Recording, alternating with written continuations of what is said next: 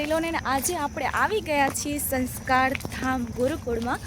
તો આજે આપણે બધા જોઈશું કે અહીંના બાળકો કેવી રીતના રહે છે, કેવું ખાય છે, કેવી રીતના ભણે છે, તો બધું આપણે આગળ જોઈશું. તો બને રહેજો લાસ્ટ સુધી છે.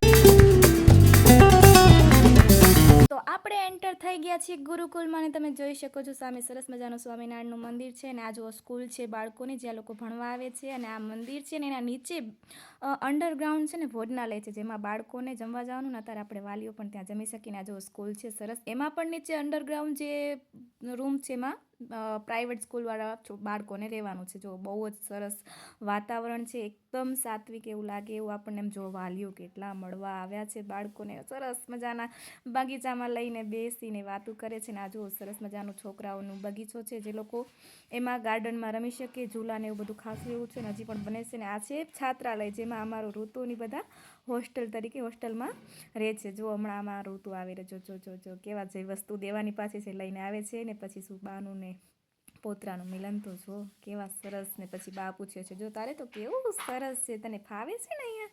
તો કે હા ફાવે છે. પછી જો કેટલા વાલીઓ પોતાના બાળકોને મળવા આવ્યા છે.